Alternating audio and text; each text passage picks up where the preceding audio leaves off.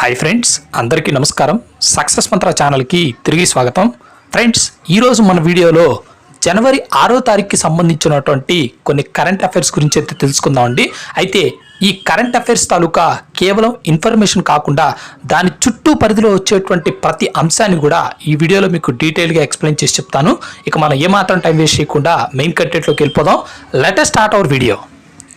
Friends, metro రైళ్లలో DRDO యొక్క biodigester technology అయితే యూజ్ చేయబోతున్నారు. Friends, defence research and development organisation ఇటీవల మహారాష్ట్ర మెట్రో రైల్ కార్పొరేషన్ మహా మెట్రోతే కనుక ఈ యొక్క అవగాహన ఒప్పందం అయితే కుదుర్చుకోవడం జరిగింది.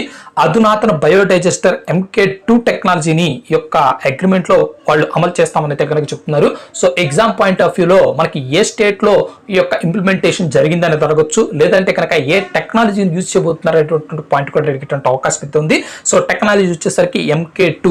ఇక ఇండియన్ రైల్వే ప్యాసింజర్ కోచుల్లో ఇలాంటి బయోడైజెస్టర్ ని దాదాపుగా 2.4 లక్షలను అయితే కనుక అరేంజ్ చేయబోతుందండి. అసలు ఈ యొక్క బయోడైజెస్టర్ టెక్నాలజీ అనేది డిఆర్డిఓ ఎందుకు తీసుకురావాల్సి వచ్చింది అనేటువంటి పాయింట్కి వస్తే, మొదటగా హిమాలయ ప్రాంతాల్లో ఉండేటువంటి సైనికుల యొక్క నిత్యావసరాల కోసం ఈ యొక్క బయోడైజెస్టర్ని అయితే యూజ్ చేయడం జరిగిందండి టెక్నాలజీని.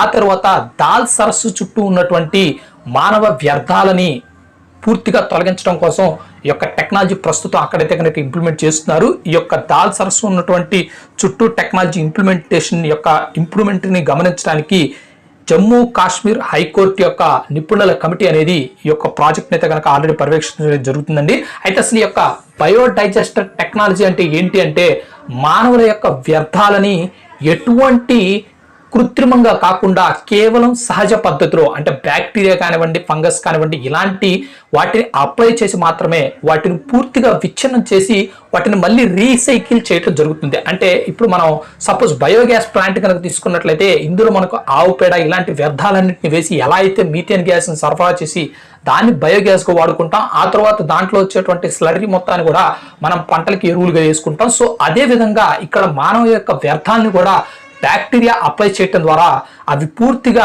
మీథేన్ గ్యాస్ అలాగే నీరుగా అయితే కనుక విడగొట్టడం జరుగుతుందండి. సో ఈ యొక్క మీథేన్ గ్యాస్ అనేది మనం బయోడీజిల్ గా వాడచ్చు. అలాగే దాంతో పాటుగా వచ్చేటువంటి నీరుని మనం ఈ యొక్క పక్కనే ఉన్నటువంటి పంట ప్రాంతాలకు కూడా ఎటువంటి ఇబ్బంది లేకుండా, ఎటువంటి హానికరం కాకుండా వాడుకునే విధంగా డిఆర్డిఓ యొక్క బయోడైజెస్టర్ టెక్నాలజీ అయితే కనుక తీసుకురావడం జరిగిందండి.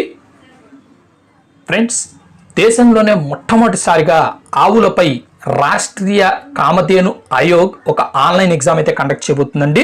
అయితే ఇక్కడ మనకి జాతీయ స్థాయిలో గౌ విజ్ఞాన్ పేరుతో ఈ యొక్క ఆన్లైన్ పరీక్ష అయితే నిర్వహించబోతున్నారు. సో ఎగ్జామ్ పాయింట్ ఆఫ్ వ్యూలో కనుక చూసుకున్నట్లయితే మనకి ఏ పేరుతో ఈ యొక్క ఆన్లైన్ ఎగ్జామ్ కండక్ట్ చేస్తారనేటువంటి అవకాశం ఉంది కాబట్టి ఇక్కడ గుర్తుంచుకోండి, గౌ విజ్ఞాన్. ఇక రాష్ట్రీయ కామధేన్ ఆయోగ్ ఇటీవల ఈ యొక్క ప్రకటన అయితే రిలీజ్ చేయడం జరిగిందండి.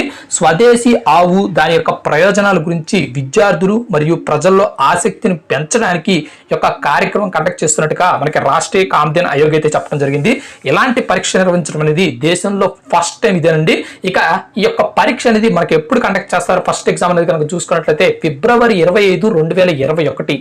సో చాలా ఇంపార్టెంట్ డేట్ పెట్టుకోండి. ఫిబ్రవరి 25, 2021 ఈ యొక్క గౌ విజ్ఞాన్ అనేటువంటి ఆన్లైన్ ఎగ్జామ్ అయితే కండక్ట్ చేయబోతున్నారు. ఇక నుంచి ప్రతి ఏడాది కూడా ఈ యొక్క ఎగ్జామ్ కండక్ట్ చేసేటువంటి అవకాశం అయితే ఉంది. అయితే ప్రైమరీ, సెకండరీ కాలేజీ స్టూడెంట్లు మాత్రమే ఈ యొక్క పరీక్షలో పాల్గొనడానికి అర్హత ఉంది అని చెప్పేసి అయితే కనుక మనకి రాష్ట్రీయ కామధేన్ ఆయోగ్ అయితే చెప్పడం జరిగిందండి.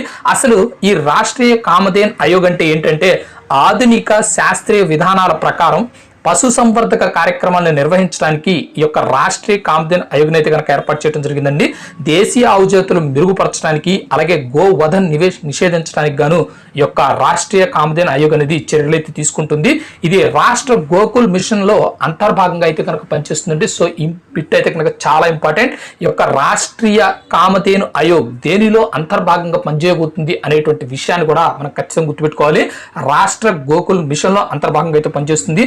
సో ఫ్రెండ్స్, ఇప్పుడు మనం చెప్పుకున్నటువంటి రాష్ట్ర గోకుల్ మిషన్ అనేటువంటి దాని గురించి కూడా మనకి ఎగ్జామ్ పాయింట్ ఆఫ్ వ్యూలో అడిగేటువంటి ఛాన్స్ అయితే ఉంది. అసలు ఈ రాష్ట్ర గోకుల్ మిషన్ యొక్క ముఖ్య లక్ష్యం ఏంటంటే, దేశీయ ఆవు జాతులను పరిరక్షించడం అలాగే అభివృద్ధి చేయటం. సో మనకి ఇక్కడ ప్రొటెక్షన్, దాంతోపాటుగా డెవలప్మెంట్ అనేటువంటి టార్గెట్ చేసుకుని ఈ యొక్క రాష్ట్ర గోకుల్ మిషన్ అనేది ఏర్పాటు చేయబెట్టడం జరిగిందండి. అయితే ఇది national programme for bovine breeding and dairy development కార్యక్రమంలో భాగంగా ఈ యొక్క రాష్ట్ర గోకుల్ మిషన్ అనేది స్టార్ట్ చేయడం జరిగింది. సో ఇంపార్టెంట్ అండి, చాలా హైరార్కీగా చెప్తాను. ఇక్కడ మనకి national programme for bovine breeding and dairy development నుంచి మనకి రాష్ట్ర గోకుల్ మిషన్ అయితే రావడం జరిగింది. సో ఈ యొక్క రాష్ట్ర గోకుల్ మిషన్ లో మనకి యొక్క రాష్ట్రీయ కామధేన్ ఆయోగ్ అనేది అంతర్భాగంగా అయితే పనిచేస్తుంది. సో ఈ స్టెప్స్ అయితే మాత్రం చాలా జాగ్రత్తగా గుర్తుపెట్టుకోవాలి. అయితే ఈ పాయింట్ ఆఫ్ వ్యూలో మనకి ఎగ్జామ్ ఇప్పుడు కండక్ట్ చేస్తారు, ఇది చాలా ఇంపార్టెంట్.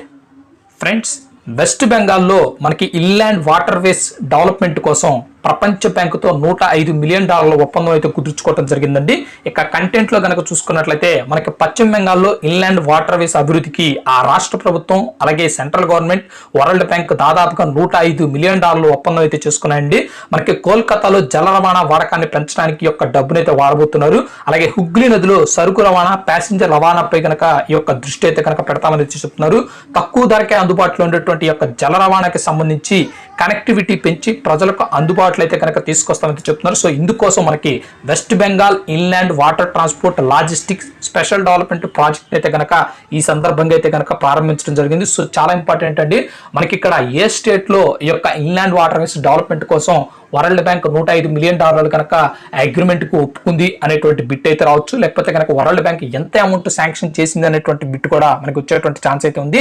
ఇక ఈ యొక్క ప్రాజెక్ట్ అనేది మనకి ఈ గవర్నమెంట్ వచ్చేసరికి 2 దశలు అయితే కనుక ఇంప్లిమెంట్ చేయబోతున్నారంటే, ప్రాజెక్ట్ లో మొదటి దశకు వచ్చేసరికి ముందుగా ప్రస్తుతం ఉన్నటువంటి జెట్టీలు ఏదైతే ఉన్నాయో వాటిని అయితే కనుక మోడరేట్ చేస్తామని చెప్తున్నారు. ఆ తర్వాత నదుల్లో ఎలక్ట్రానిక్ గేట్లు అయితే ఏర్పాటు చేస్తారు. కొత్త ఫెర్రీలను అయితే కనుక ఈ యొక్క డబ్బులతో అయితే కొనబోతున్నారు. ఇక రెండో దశలో వచ్చేసరికి అధునాతన ట్రాన్స్పోర్ట్ వెసల్స్ పై కనుక దృష్టి పెడతామని చెప్తున్నారు. సో ఎక్కువ ట్రాఫిక్ గా ఉండేటువంటి ప్రాంతాల్లో రాత్రిపూట కూడా జల రవాణా జరిగేలా ఈ యొక్క చర్యలు అయితే తీసుకుపోతున్నారు. హుగ్లీ నదిలో వెహికల్స్ మూవ్మెంట్ కోసం రోరో ఫెర్రీ సర్వీసులను ప్రారంభించేందుకు ప్రైవేట్ గా అవకాశం ఉన్నారండి. సో ఇది చాలా ఇంపార్టెంట్ ఫ్రెండ్స్. మనకి ఏ ప్రైవేట్ సంస్థకి ఈ యొక్క వాటర్ వేస్ డెవలప్మెంట్ కోసం అలో చేశారు అనేటువంటి బిట్ అయితే రావచ్చు. సో మనకి ఇక్కడ కనుక చూసుకున్నట్లయితే రోరో ఫెర్రీ, సో మనకి ఇక్కడ సంబంధించినటువంటి స్టేట్ కూడా అడగచ్చు, వెస్ట్ బెంగాల్ అయితే గుర్తుపెట్టుకోవాలి. అయితే ఈ యొక్క హుగ్లీ నదికి అయితే కనుక ఒక ఇంపార్టెంట్ క్యారెక్టర్ అయితే ఉందండి. జనరల్ గా మనకి గంగా నదిలో నుంచి వచ్చేటువంటి ప్రతి ఉపనదికి కూడా కంపల్సరీగా వెళ్ళి గంగా నదిలో కలిస్తే, బట్ హుగ్లీ నది అయితే మాత్రం అలా అయితే ఉండదండి. సో అందుకని చెప్పేసి ప్రస్తుతానికి 80% జనాభా వస్తు రవాణా అంతా కూడా ఈ యొక్క నదిని క్రాస్ చేస్తూ జరుగుతుందండి. సో ఈ నదిలో జల రవాణా కనుక స్టార్ట్ చేసినట్లయితే అక్కడ ప్రజలకు ఎంతో ఉపయోగపడుతుందని చెప్పేసి ఈ యొక్క ప్రభుత్వం అయితే భావిస్తుందండి. సో ఇక్కడ మనకి బ్రిడ్జ్ మీద ఉండేటువంటి ట్రాన్స్పోర్ట్ కనుక చూసుకున్నట్లయితే ఖర్చు, మనకి యొక్క జల రవాణా మీద ఖర్చు కనుక చూసుకున్నట్లయితే చాలా తక్కువ అయితే ఉంటుంది ఫ్రెండ్స్. అలాగే మనకి ఇన్ టైం కి కూడా మనకి ఈ యొక్క జల రవాణా ద్వారా మనకు కావాలనుకున్నటువంటి ప్లేస్ కి అయితే వెళ్ళేటువంటి ఛాన్స్ అయితే ఉంటుంది అనేటువంటి ఉద్దేశంతో వెస్ట్ బెంగాల్ గవర్నమెంట్ అయితే కనుక ఈ యొక్క వరల్డ్ బ్యాంక్ తో ఈ యొక్క ఒప్పందం కుదుర్చుకోవడం జరిగింది. ఫ్రెండ్స్, ఎన్డీఏ గవర్నమెంట్ ప్రతిష్టాత్మకంగా స్టార్ట్ చేసినటువంటి ఉజాలా అలాగే ఎస్ఎల్ఎన్పి పథకాలకి దాదాపుగా 6 ఏళ్ళు అయితే కనుక ముగిసిందండి మనకి యొక్క జనవరి 5వ తేదీ నాటికి. సో ఇక్కడ మనకి ఉజాలా అనేటువంటి దానికి ఫుల్ ఎక్స్పాన్షన్ కూడా అడిగేటువంటి అవకాశం అయితే ఉంది. సో గుర్తుపెట్టుకోండి, ఉజాలా వచ్చేసరికి Unnat Jyoti by affordable LEDs for all. అలాగే మనకి ఎస్ఎల్ఎన్పికి వచ్చేసరికి street light national programme. So ఈ ఎక్స్పాన్షన్స్ అనేవి కూడా మనకి ఖచ్చితంగా కాంపిటేటివ్ ఎగ్జామ్స్ లో ఎక్కువగా అడుగుతున్నటువంటి ఇంపార్టెంట్ బిట్స్. సో ఇక్కడ పథకాలు ప్రారంభించేది కనుక మనకి 6 ఏళ్ళు అయితే జరిగిందండి.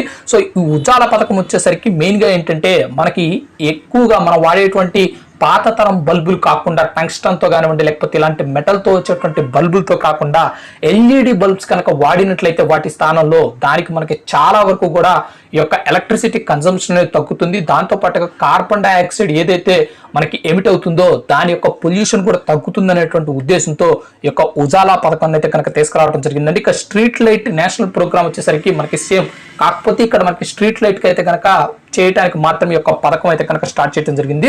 సో ఉజాలా పథకంలో అయితే దాదాపుగా మనకి ఇప్పుడు దేశవ్యాప్తంగా 6.69 కోట్ల ఎల్ఈడి బల్బులను అయితే కనుక పంపిణీ చేయడం జరిగిందండి.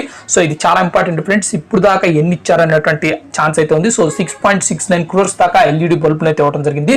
సో ఈ యొక్క బల్బులే కాకుండా దాదాపుగా 72 లక్షల ఎల్ఈడి ట్యూబ్ లైట్లు, తర్వాత 23 లక్షల పవర్ ను తక్కువ వాడే ఫ్యాన్లను కూడా ఈ యొక్క ప్రాజెక్ట్ లో మనకి భాగంగా అయితే పంపిణీ చేయడం జరిగింది. ఇక ఎస్ఎల్పి పథకం నుంచి మనకి ఏం జరిగింది అనేటువంటి విషయాలు కూడా ఇక్కడ చూసినట్లయితే దాదాపుగా 1.1 కోట్ల ఎల్ఈడి స్ట్రీట్ లైట్లు అయితే కనుక దేశ వ్యాప్తంగా అయితే కనుక మనకి యొక్క పథకం కింద అయితే ఏర్పాటు చేయడం జరిగిందండి. అలాగే ప్రస్తుతం ఉన్నటువంటి దేశవ్యాప్తంగా మున్సిపాలిటీస్ అని కూడా 5,210 కోట్ల కరెంట్ అయితే ఈ పథకం ద్వారా ఆదా చేయడం అయితే జరిగింది. సో మనకి చూడండి ఫ్రెండ్స్, ఈ యొక్క ఉజాలా అలాగే ఎస్ఎల్ఎన్పి వల్ల ప్రస్తుతానికి మనకి ఎంత కరెంట్ అయితే కనుక కన్సంప్షన్ అయితే తగ్గిపోయిందో. సో ఈ యొక్క 2 పథకాల వల్ల మనకు వచ్చినటువంటి మార్పులు ఏంటి అనేటువంటి క్వశ్చన్ కూడా మనకు వచ్చేటువంటి ఛాన్స్ అయితే ఉంది. మెయిన్ గా ఏంటంటే ఫ్రెండ్స్, ఇప్పుడు జనాలన్నీ అందరూ కూడా మాక్సిమం మీరు కనుక చూసుకున్నట్లయితే ప్రతి ఇంట్లో కూడా మాక్సిమం ఎల్ఈడి బల్బులే వాడుతున్నారు. ఎక్కడా కూడా మనకి పాత తరం ట్యూబ్ లైట్లు కానివ్వండి, లేకపోతే పాత తరం స్ట్రీట్ లైట్లు కూడా ప్రస్తుతం అయితే ఎక్కడా లేవు. మాక్సిమం అన్ని కూడా ఎల్ఈడి బల్బులు అయితే వాడుతున్నారు. సో ఈ యొక్క ఎల్ఈడి బల్బుల వల్ల మనకు వచ్చేటువంటి ప్రయోజనాలు గుర్తుపెట్టుకోండి ఫ్రెండ్స్. మొదటిగా వచ్చేసరికి లో కన్సంప్షన్ ఆఫ్ ఎలక్ట్రిసిటీ, అలాగే లో emission of carbon dioxide. Friends, ప్రపంచ బ్యాంక్ ప్రతి సంవత్సరం రిలీజ్ చేసేటువంటి గ్లోబల్ ఎకనామిక్ ప్రాస్పెక్ట్ రిపోర్ట్ అయితే కనుక రిలీజ్ చేయడం అయితే జరిగిందండి.